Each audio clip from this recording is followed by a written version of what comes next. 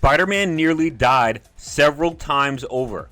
The directors of the show didn't want to direct a Spider-Man show. The show lost $60 million. The biggest flop in Broadway history is Spider-Man Turn Off the Dark. I know, it's insane. With the success of Sam Raimi's first two Spider-Man films, a Broadway show for everyone's favorite webhead was greenlit. I mean, it was a no-brainer. Spider-Man the superhero who prints money, New York City's champion getting a show on New York City's biggest stage? This should be a layup, come on.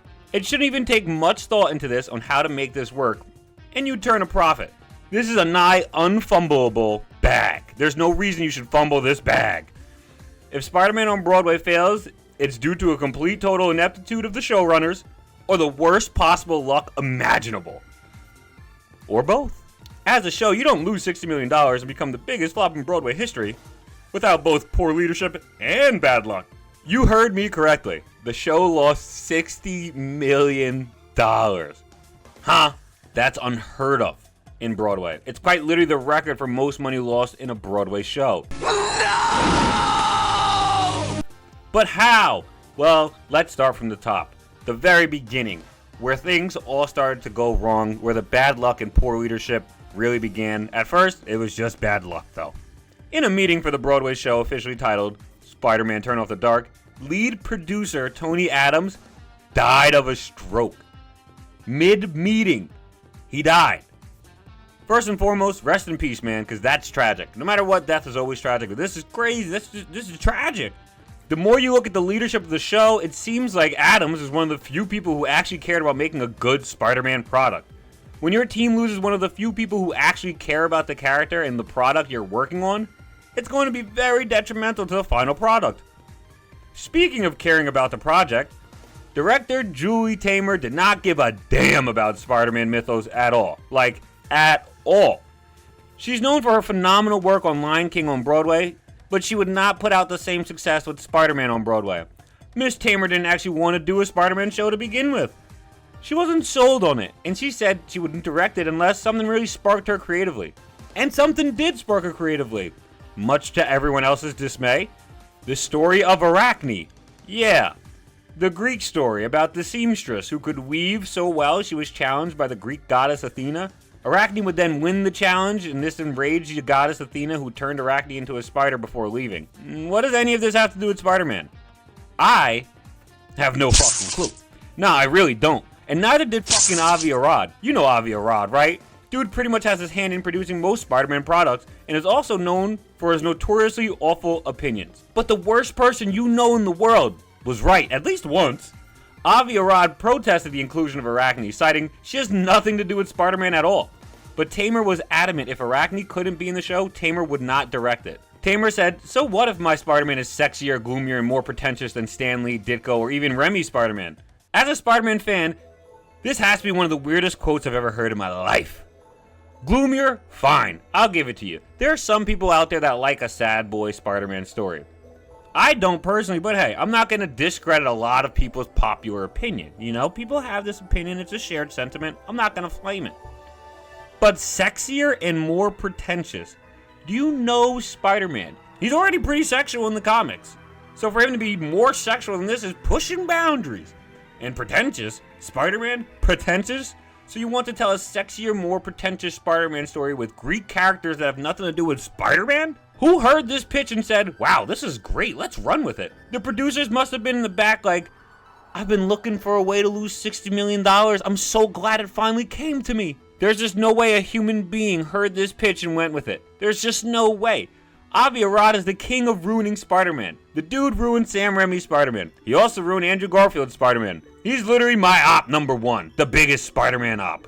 But even Avi Arad recognized how dog shit this pitch was. Lord have mercy, this should have never made it out of the writer's room. Speaking of trash decisions, do you know who did the music for this show? U2. The band, U2. Which I'm not flaming U2 like, oh, U2 sucks, how could they ever do a Spider-Man show? No, U2's fine, they're whatever. I think they even did the Super Bowl, like they're very popular. But they aren't Broadway show tunes writers, that's for damn sure. When they were hired to write the music for Spider-Man Turn Off the Dark, U2 had no idea how to write show tunes. The band was given a CD of 60 years of Broadway show tunes, and they were tasked with listening to the CD and then modeling the show tunes after it. This is a project that costs tens of millions of dollars to make, and you're hiring someone who has actually no experience in the field you're hiring them for. Look at us. Hey, look at us. Look at us. Huh? Who would have thought? Not me. This again comes back to Taymor, though, because she said this. This is an actual quote she said. We'd always said it was a circus rock and roll drama. It was never called a Broadway musical traditionally. SpiderMan is not a Broadway show, it's a circus rock and roll show. That's right, that's exactly what she said. A circus rock and roll show. Yup. Don't make Broadway shows for Broadway. Just make whatever you want and then put it on Broadway and then get mad at everyone watching because it's their fault you wrote an awful play. Yes, everybody in the crowd who went to see a Broadway show and didn't get that, it is their fault that they didn't like it, not yours. You're absolved of everything, director. Hiring a director who doesn't give a damn about Spider-Man and then music composers who can't make Broadway music is a very, very interesting strategy for someone trying to make a successful Broadway musical. It's very, very interesting, I will say that. Even with all the nonsense, the show's production continued onward, though. Practice kept happening, rehearsals carried on, and nothing got any better. Whether it was the bad luck or the leadership, more issues would hit Spider-Man Turn Off the Dark before it would even release. The show was a circus after all, right? So what do you expect? Spider-Man actors were getting hurt pretty frequently. Whether they be minor injuries like bruises, sprained ankles, to broken wrists, they escalated higher from there. The actress who played Arachne was hit in the head by a hanging object while practicing on the set. This would force the actress out of work for 2 weeks, and she would later leave the show before it even released. It gets worse too. Spider-Man fell 30 feet from the air while swinging, and he suffered a hairline fracture in his skull, 4 broken ribs, 3 broken vertebrae, and a broken shoulder blade. Holy shit! Being a Spider-Man actor on Broadway should not be this dangerous. So many Spider-Man got hurt in the making of this production. This show itself hurt more Spider-Man than the Green Goblin ever could. At a certain point, leadership needs to step in and turn down the stunts. Spider-Man Turn Off the Dark was hit with 3 safety violations. Like, it's just not safe. But then again, with how little leadership cared, this shouldn't be shocking at all. Leadership just seemed like they had very big eyes and ideas, but no foresight for how things actually would happen. They spent $1 million on a device that would drop a giant web over the audience at the end of the show, but they couldn't figure out how to remove the web off of the audience without it sticking to them, so they just scrapped it. $1 million wasted on literally nothing. Nothing to show for $1 million. It didn't even work. I can't fathom throwing $1 million at something and it not working. Just be like, okay, here we are. Like, you gotta plan better than that. This is horrific leadership. Opening night for the show was constantly delayed for months, but it finally released without its director Taymor, who was let go prior to the official release of the show. Producers of the show felt she just couldn't do her job. In an interview, when asked about the situation, producer said it would have been best had she not been hired at all. Let me ask you about the situation with Julie Taymor. What would you have done differently to prevent things from turning so ugly? Holy smokes. Not use Julie Taymor? No, not take the job. She apparently works best under chaos and everything felt chaotic, so a lot of the producers just thought it would be okay. Then when they saw the previews, things were not okay. Taymor would be let go and the show would reduce Arachne's role in the show, but the damage had already been done. A director who didn't care about Spider-Man.